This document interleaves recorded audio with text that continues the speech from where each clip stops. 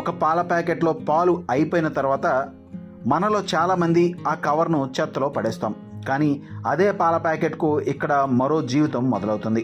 పాల ప్యాకెట్లు, plastic ర్యాపర్లు, బాటిళ్ళు, card బోర్డులను సేకరించి వేరు చేస్తారు. ఆ తర్వాత పాల ప్యాకెట్లను శుభ్రం చేసి పొడవైన ప్లాస్టిక్ పట్టీలుగా కట్ చేసి కాటన్ దారంతో కలిపి అల్లుతారు. చివరకు మనం చెత్తగా చూసిన ప్లాస్టిక్ ఒక బలమైన ఉపయోగపడే వస్త్రంగా మారుతుంది. ఈ మార్పు వెనక సఫాయి సాదీల శ్రమ ఉంది.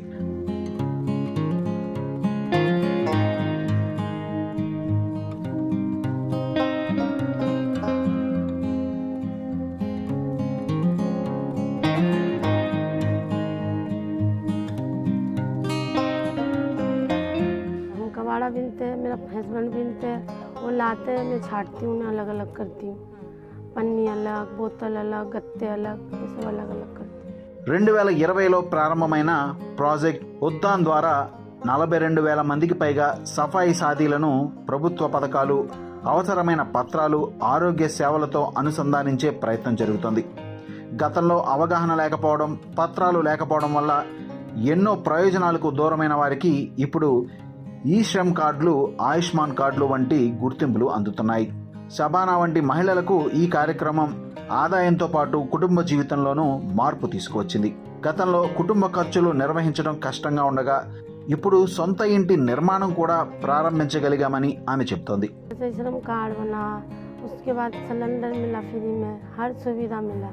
జోగిందర్ క్యావత్ కూడా గతంలో రోజుకు 100 నుండి 150 వరకు మాత్రమే సంపాదించేవాడినని, క్రమంగా ఆదాయం పెరిగిందని చెబుతున్నాడు. అంటే చెత్తను సేకరించే పని కేవలం జీవనోపాధిగా కాకుండా కుటుంబాలను ముందుకు తీసుకువెళ్లే మార్గంగా మారుతుంది. पहले तो कुछ भी नहीं थे मेरे, हाँ पहले काम धंधा नहीं था, तब सोचे कि चलो भाई इसी में घुस जाते हैं. तो पहले क्या करते हैं कि ये कूड़ा चुनते हैं, कूड़ा चुन के अपना इकट्ठा करके अपना 100-150 रुपया पहले कमाई था. अब धीरे धीरे बढ़ता चला जाएगा.